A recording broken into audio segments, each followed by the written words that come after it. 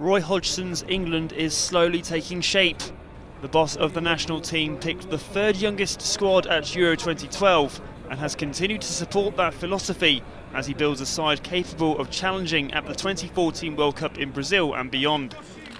11 of the squad chosen for the friendly defeat in Sweden earlier this month had less than 5 caps to their name, including the likes of youngsters Wilfried Zaha, Raheem Sterling and Carl Jenkinson.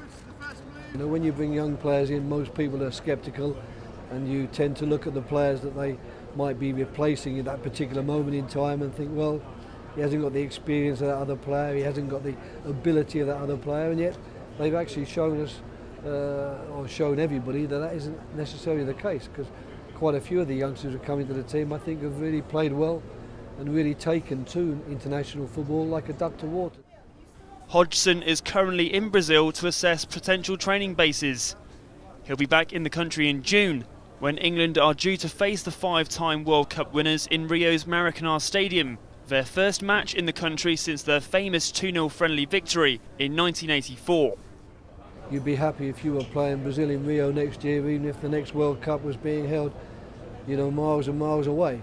The fact that it's being held here as well and gives you something, a little dress rehearsal if you're going to be taking part, that's an added bonus. But the game itself is enough, I think, to stand up on its own right and for us to say what a good game to have. And in fact, we play them at Wembley in February as well, so we've got a double header against Brazil before 2014.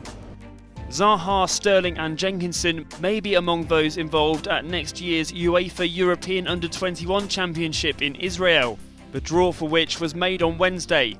Stuart Pearce's team will face the hosts in Group A, as well as Italy and Norway.